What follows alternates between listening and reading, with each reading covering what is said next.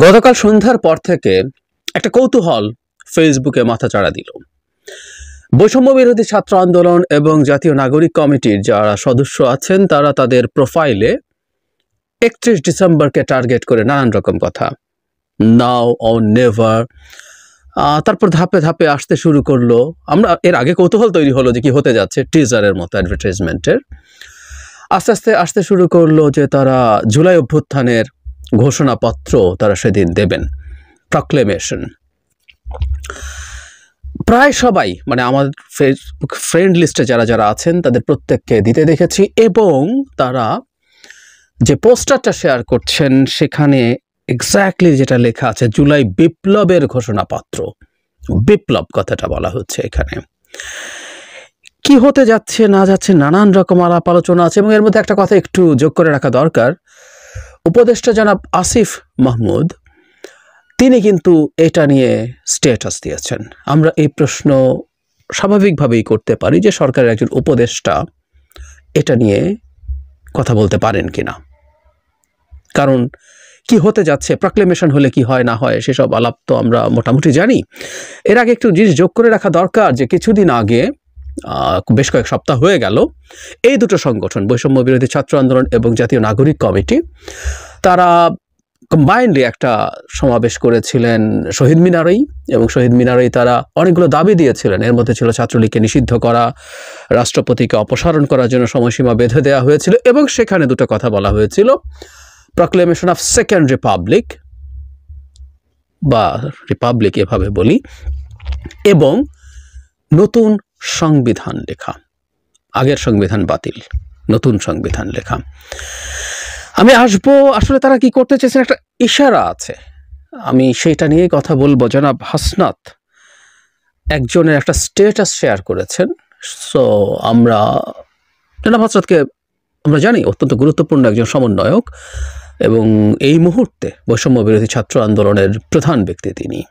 সুতরাং তাকে তিনি যেটা শেয়ার করছেন তাকে গুরুত্ব দেব। সেই স্ট্যাটাসে যা বলা হয়েছে সেটা প্রসঙ্গেও বলবো, কিন্তু তার আগে বিপ্লব প্রসঙ্গে দু একটা কথা। আজকে বিপ্লব নিয়ে বিস্তারিত করছি না, আমি আলাদা একটা ভিডিও করব, কিন্তু যেহেতু এখানে বিপ্লবের কথা বলা হচ্ছে, এখানকার ঘোষণাপত্র দেওয়া হবে, আমরা নিশ্চয়ই মনে করতে পারি এই গণঅভ্যুত্থান হয়ে যাওয়ার পর থেকে কিছু মানুষ, খুব উল্লেখযোগ্য একজন পাবলিক ইন্টেলেকচুয়াল, এটাকে বিপ্লব হিসাবে বলতে চেয়েছিলেন এবং চেয়েছিলেন যে শহীদ মিনারে একটা শপথ নিয়ে বিপ্লবী সরকার হবে।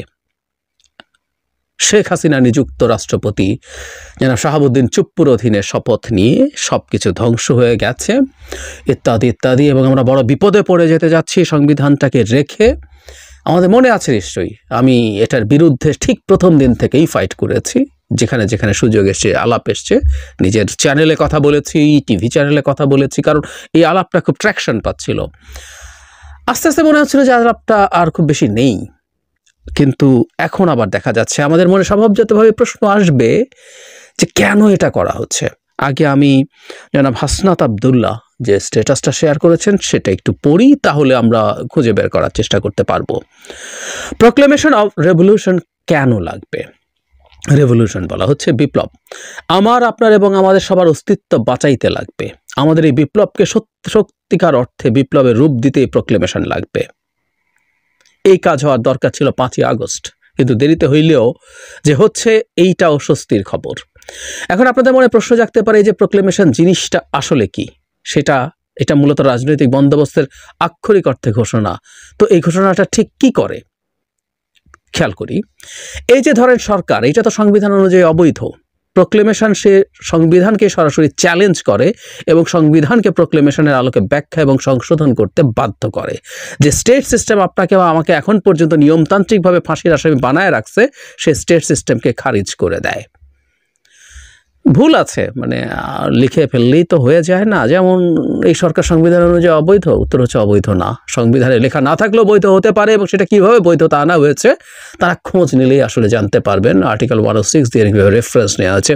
নট অনলি দ্যাট, ফাঁসির আসামি বানায় রাখছে নিয়মতান্ত্রিকভাবে, ইটস নট এগেইন কারেক্ট। এখন পঞ্চদশ সংশোধনে যে অংশগুলো বাতিল করা হয়েছে তার মধ্যে এই ফাঁসির যে আইন নিয়ম আছে সেটাও বাতিল করা হয়েছে। সুতরাং এখন বর্তমান সংবিধানের আলোকে কেউ ফাঁসির আসামি নন। আচ্ছা, আমরা তর্কের খাতিরে ধরে নিলাম। এছাড়া এই প্রক্লেমেশন আরো কি কি করতে পারবে? এই যে আমাদের নিত্যদিনের অভিযোগ থাকে যে এটা কোনো এভাবে হচ্ছে না, ওইভাবে হচ্ছে না, এই সব হিসাব নিকাশ বদলানোর জন্য এই প্রক্লেমেশন জরুরি। রাষ্ট্রযন্ত্রের সকল যে সকল বস্তাপচার নিয়মের কারণে সব কাজ পিছিয়ে যায় তা ছুঁড়ে ফেলে জুলাইয়ের আলোকে নতুন রাষ্ট্র কাঠামো তৈরির ভিত্তি হবে এই প্রক্লেমেশন। যে নতুন বাংলাদেশের স্বপ্ন এই দেশের মানুষ দেখেছে তা বাস্তবায়ন হবে এর মাধ্যমে। এর কাজ হওয়া উচিত ছিল অনেক আগেই, দেরি হয়ে গেছে মাস পাঁচেক, কিন্তু তাও হচ্ছে। জুলাইকে ধারণ করা প্রতিটি ব্যক্তির আকাঙ্ক্ষা পূরণ হবে এর মাধ্যমে। যে বাংলাদেশ 2.0 কথা আমরা এতদিন ধরে বলে এসেছি তা সত্যি হবে 31 তারিখ। আমি থাকবো সেই দিন শহীদ মিনারে মুজিববাদের কবর রচনা করতে। আপনারা থাকবেন তো? মানে মুজিববাদের কবর রচনা করার আলাপও করছে। মানে তারা কেন জানি না এই দুটো সংগঠন মুজিববাদকে খুব সামনে আনছে। মুজিববাদ বলে একটা বস্তু আছে আমরা জানি, আমরা সেই আলোচনায় আজকে আর ঢুকছি না, কিন্তু শেখ হাসিনা তার লাস্ট 15 বছর মুজিববাদকে প্রতিষ্ঠিত করেছেন, ওটাকে রাখতে চেয়েছেন, ওটাকে সামনে রেখে শাসন করেছেন। কোনোভাবেই মনে করি না একটা আটারলি ডাকাতকে, মানে সব কতগুলো ডাকাত, টপ ডাকাত, মাঝারি, ছোট ডাকাত মিলে একটা দেশকে ডাকাতি করেছে, ওখানে মুজিববাদ আনা হয়েছে। আমি মনে করি না, কিন্তু তারা খুব লিখছেন। অনেকেই মুজিববাদের কবর রচনা করবেন 31 তারিখ সেরকম লিখছেন। কিন্তু এখানকার জরুরি কথাটা হচ্ছে মোটা দাগে তারা আসলে এই প্রক্লেমেশন মানে সবকিছু, মানে সংবিধান তারা যেটা আলাপ করছিলেন যে সংবিধান নতুন করে লেখা সবকিছু এই প্রক্লেমেশনের আলোকে হবে এবং সংবিধানটাকে বাতিল বা স্থগিত করা হবে, ইনি অন্তত লেখেননি। কিন্তু এই আলাপটা করা হয়েছে যে যারা বিপ্লব বলছেন, বিপ্লবের সাথে সাথে এই সংবিধানের আর কোনো এক্সিস্টেন্স নেই, নতুন সংবিধান লেখা হবে, তার আগে অন্তর্বর্তী কতগুলো অর্ডারের মাধ্যমে দেশ চলবে, এই জিনিসগুলো বলা হয়েছিল। আমি একটা জিনিস খেয়াল করেছি, এটা একটু শেয়ার করতে চাই। জনাব হাসনাত আবদুল্লাহর সাথে আমি একটা টক শোতে ছিলাম, জনাব খালেদ মহিউদ্দিনের সাথে। সেখানে তিনি দ্ব্যর্থহীন ভাষায় স্বীকার করেছেন যে বিপ্লবী সরকার তাদের না গড়া ভুল ছিল। এখানেও ঠিক একই টোন। আমি এই জায়গাটা আবার একটু বলছি, আমাদের এই বিপ্লবকে সত্যিকার অর্থে বিপ্লবের রূপ দিতে এই প্রক্লেমেশন লাগবে। এটা কাজ হওয়ার কথা ছিল 5 আগস্ট, কিন্তু দেরিতে হইলেও এটা যে হচ্ছে এটা স্বস্তির খবর। মানে একটা বিপ্লব হয়েছে সো কল্ড, সেটা সে সময় একটা বিপ্লবী সরকার হয়নি, একটা প্রক্লেমেশন হয়নি, সেটা 5 মাস পরে সেই প্রক্লেমেশন দিয়ে বিপ্লবটাকে বিপ্লব হিসাবে প্রতিষ্ঠিত করা হবে। মানে বিপ্লবের ইতিহাস এবং বিপ্লবীরা বিজয়ী হলে যা যা করে তার সাথে যদি মেলাই, এটা ম্যাচ করে না, আসলেই ম্যাচ করে না। যাই হোক, সব তর্ক আজকে সরিয়ে রাখি এবং আমি আবার একটা আসলে এখানে এক্সক্লুসিভ ভিডিও করিনি, অনেক ভিডিওর মাঝে কথা বলেছি। একটা গণঅভ্যুত্থানকে বিপ্লব বলার বিপদ যেখানে, সেটা হচ্ছে কেন বিপ্লব না, এটা নিয়ে আমার আর্গুমেন্টগুলো আবার বলবো আলাদা একটা ভিডিওতে খুব দ্রুতই। কিন্তু বিপ্লবের সামনে যে এক্সপেকটেশনগুলো তৈরি হয়, গণঅভ্যুত্থান সেগুলো কখনো পূরণ করতে পারে না। ফলে গণঅভ্যুত্থানকে বিপ্লব মনে করে এক্সপেকটেশনগুলো করে গণঅভ্যুত্থান থেকে যা যা পাওয়ার ছিল সে পাওয়ার পথও নষ্ট হয়, সেটা নষ্ট হওয়ার লক্ষণ দেখছি। তারপর আমি জনাব হাসনাত একটা স্ট্যাটাস শেয়ার করেছেন, সেটাই হতে যাচ্ছে, ধরে নেওয়ার কিছু নেই, আবার ফেলে দেওয়ারও কিছু নেই। জনাব হাসনাত খুবই গুরুত্বপূর্ণ একজন সদস্য। আমি অন্যদেরটাও দেখলাম, আর কেউ তেমন কিছু বিস্তারিত লেখেননি কি করতে যাচ্ছেন। আমরা হয়তো আরও বুঝবো এবং 31 তারিখের পর আসলে আমরা আমাদের সিরিয়াস বা ফাইনাল কথাটা বলতে পারবো। হতেই পারে যে তারা আসলে ঠিক কী চান। তারা যেহেতু রাজনৈতিক দল তৈরি করছেন, এ দুটো সংগঠন মিলে তারা তাদের এক ধরনের ম্যানিফেস্টো ঘোষণা করতে পারেন।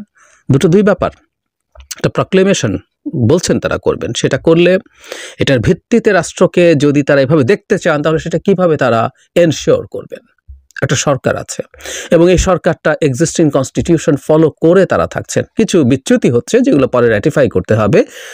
তো এই সরকারটাকে নিয়ে তারা কি করবেন, নানান সব প্রশ্ন। যদি সেই সরকার তাদের এইটা না মেনে থাকে তাহলে তারা কি করবেন, অনেকগুলো প্রশ্ন।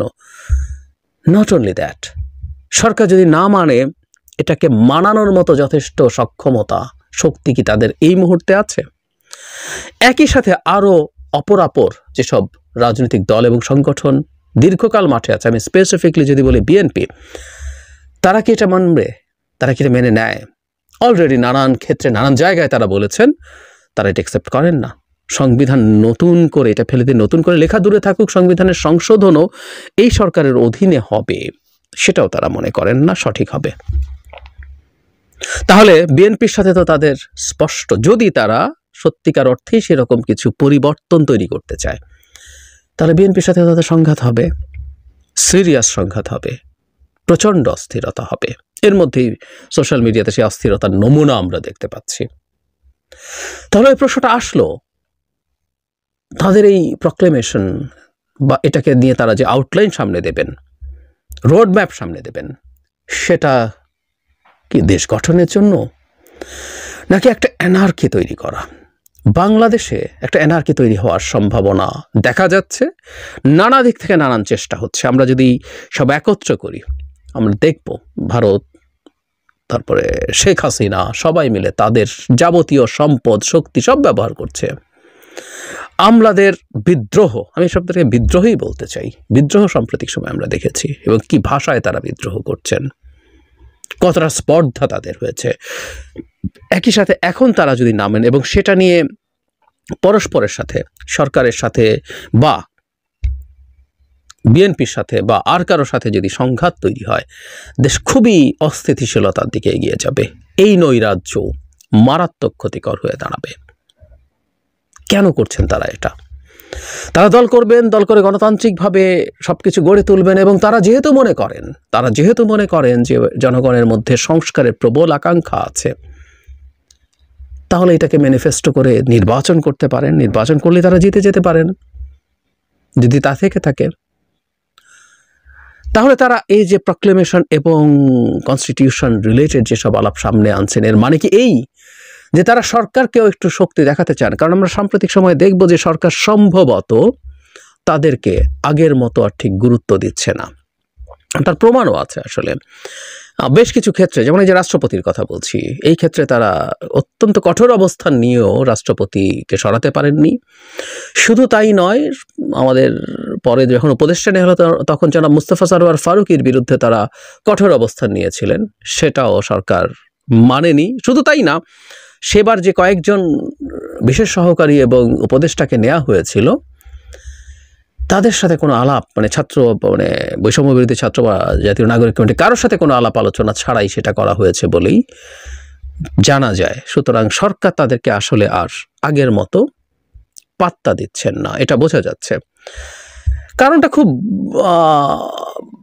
কঠিন না বা জটিল না অনুমান করা। কারণ হচ্ছে এটা ঘটেছে প্রধান উপদেষ্টা বিশেষ করে ছাত্রদেরকে যেভাবে যে জায়গায় ওভার এস্টিমেট করেছিলেন। আমি ওভার এস্টিমেট শব্দটা জেনে শুনে বলছি। ওভার এস্টিমেট মানে সামহাও তার মনে হয়েছিল এটা একটা প্ল্যান্ড মুভমেন্ট, উনি রেভলিউশন বলেন, এবং এটা মিটিকুলাসলি প্ল্যান্ড, এবং এটার জন্য একজন ব্রেইন আছেন, জনাব মাহফুজ আলমকে সেভাবে প্রেজেন্ট করেছেন, এবং এই স্টুডেন্টরাই সবকিছু অর্গানাইজ করে তাদেরই লোকজন নিয়ে এই কাজটা করে ফেলেছেন। বহু সময় তিনি ছাত্র ছাত্র ছাত্র ওনার ভাষণে বলতেন, তারাই তাকে এমপ্লয় করেছে। শুধু সেটা না, তারা সবসময় তাদেরকেই সবকিছু। আমি ধারণা করি আস্তে আস্তে তিনি এই বাস্তবতা বুঝতে পেরেছেন। ফলে তার কাছে এই যারা এই দুটো সংগঠনে আছেন, তাদের যে গুরুত্ব আগে তার কাছে ছিল সেই গুরুত্ব কমছে। ফলে তারা কি এমন একটা পরিস্থিতি তৈরি করতে চাইছেন যার মাধ্যমে তারা তাদের একটা মেসেজ আবার দিতে পারেন যে তারাও একটা গুরুত্বপূর্ণ স্টেক হোল্ডার, সরকারের উপরও একটা চাপ তৈরি করা এবং একটু মেসেজ দেয়া। কারণ ক্ষমতায় যারা সরাসরি আছেন, বৈধভাবে আছেন, ফর্মালি আছেন, তার বাইরে ইনফর্মালি ক্ষমতার সাথে এক ধরনের সংযোগ এই দুটো সংগঠনের লোকজনের আছে, আমরা জানি এটা। ফলে তারা এই প্রভাবটা তারা রাখতে চান হয়তো, এবং যখন দল করবেন এই প্রভাবটা তাদের দরকার হবে অনেক ক্ষেত্রেই, হয়তো তারা মনে করছেন, আমি নিশ্চিত নই কিন্তু আমি ধারণা করে কথাগুলো বলছি, অ্যানালিসিস করে বলছি। সো তারা একটা শক্তি মাঠে দেখাতে চান, সেটার কারণে এরকম একটা কিছু করতে পারেন। হোয়াট এভার ইট ইজ, তাদের এক্সপেকটেশনটা, তাদের গোলটা, তাদের ডিজায়ারটা সৎ, আমি এটা বিশ্বাস করতে চাই। কিন্তু সবসময় সৎ ডিজায়ারও ভুল আউটকাম নিয়ে আসতে পারে। আমি সামনে আসলে একটা অ্যানার্কিক দেখতে পাচ্ছি, অ্যানার্কিক পজিশন দেখতে পাচ্ছি, সিচুয়েশন দেখতে পাচ্ছি, বিশৃঙ্খলা দেখতে পাচ্ছি। সেটা কেউ তাদেরকে দিয়ে পরিকল্পনা করে তাদেরকে মিসগাইড করে করাচ্ছে কিনা এটা ভাবার দরকার আছে। আমি বারবার একটা কথা বলি, বাংলাদেশের একটা কনস্টিটিউশন নিয়ে যে ধরনের সিদ্ধান্তের কথা এই দুটো সংগঠনের পক্ষ থেকে বলা হচ্ছে, যে একটা মুভমেন্টের প্রোক্লেমেশনের কথা বলা হচ্ছে, যারা এটা করছেন তারাই এই মুভমেন্টের সবকিছু নন। তাদের প্রতি পূর্ণ শ্রদ্ধা রেখে বলছে, আমি দীর্ঘদিন থেকে এই ন্যারেটিভ, তাদের যে ন্যারেটিভ, সেটাকে ডিবাঙ্ক করার চেষ্টা করেছি। প্রত্যেকটা গুরুত্বপূর্ণ স্টেক হোল্ডারকে নিয়ে এটা যদি না কাজ না করেন, এটা সংঘাতকে উস্কে দেয়া। সুতরাং কেউ যদি সতুদ্দেশ্যেও এই কথাটা বলছেন বা করছেন বলে মনে করি, তারপরও এটা অত্যন্ত ইম্যাচিওর একটা সিদ্ধান্ত হচ্ছে, এবং আমি বিপদ দেখছি, সিরিয়াসলি বিপদ দেখছি। একটা কথা বলে শেষ করব, সেটা হলো কিছুদিন আগে ইকনমিস্ট পত্রিকা বাংলাদেশকে বিশ্বের সেরা দেশ হিসেবে স্বীকৃতি দিয়েছিল 2024-এর। বাংলাদেশ বেস্ট হয়েছে, সিরিয়া সেকেন্ড হয়েছিল। অথচ সিরিয়ার আসাদের পতন কিন্তু বাংলাদেশের তুলনায় অনেক টাফ ছিল। রীতিমতো একটা গৃহযুদ্ধ হয়েছে 13 বছর, যেখানে বিরাট গ্লোবাল পাওয়ারগুলো ইনভলভ ছিল। কিন্তু সিরিয়া বাংলাদেশকে টপকে যেতে পারেনি, কারণ আসাদ পালিয়ে যাওয়ার পরও সিরিয়া আসলে স্টেবল কান্ট্রি হয়নি। আমরা জানি সিরিয়ার বিভিন্ন অঞ্চল বিভিন্ন রকম গ্রুপের, সশস্ত্র গ্রুপের অধীনে আছে। তাদের মধ্যে সব ঠিকঠাক হয়ে একটা ইউনিট হিসাবে, একটা একক স্টেট হিসাবে সিরিয়া স্টেবল হবে কিনা, এটা গুরুত্বপূর্ণ প্রশ্ন। কিন্তু বাংলাদেশ কেন হয়েছে, শেখ হাসিনার পতন এবং পালিয়ে যাওয়া তো আছেই, তার সাথে ইকনমিস্ট উল্লেখ করেছে ডক্টর ইউনূসের নেতৃত্বে একটা মোটা দাগে স্টেবল সরকার তৈরি হয়েছে। এই সরকারকে বিভিন্ন জায়গায় সমালোচনা করা যায়, আমি করেছি, অনেকে করছেন, অনেকে খুব টাফভাবে করছেন। আমি হয়তো অত টাফভাবে করছি না, কারণ এই সরকারটাকে আমি চাই তারা খুব বেশি বিপদে না পড়ুক, তারা মোটা দাগে ভালো করুক। কিন্তু তারপরও মোটা দাগে তারা একটা স্টেবল পরিস্থিতি দিতে পেরেছেন। এখন প্রশ্ন হচ্ছে, স্টেবিলিটিটা কি কেউ ভেঙে ফেলতে চান? এবং এই ভেঙে ফেলা, এই বিশৃঙ্খলতা তৈরি করা, এর মধ্যে কিছু রাইটিস্ট ফোর্স মাথা চাড়া দেওয়াতে চান, যেটার জন্য অধীর আগ্রহে অপেক্ষা করে আছে শেখ হাসিনা তো বটেই, ভারতও, যাদের ন্যারেটিভ ছিল শেখ হাসিনা যদি ক্ষমতায় না থাকে তাহলে বাংলাদেশে ইসলামী জঙ্গিবাদ মাথা চাড়া দেবে। ডোনাল্ড ট্রাম্পের মতো একজন ইসলামোফোব মানুষ আমেরিকার প্রেসিডেন্ট হচ্ছেন। মোদি তো আছেনই, একে তো নাচুনি বুড়ি, তার উপরে ঢোলের বাড়ি। বাংলাদেশের এই অস্থিরতা তৈরি কি সেই পরিকল্পনার একটা অংশ? খুবই ভয়ের ব্যাপার। আমি যদি ভুল হই আমি খুব খুশি হব, কিন্তু আমি আশঙ্কা দেখছি, সেটা বলে রাখলাম।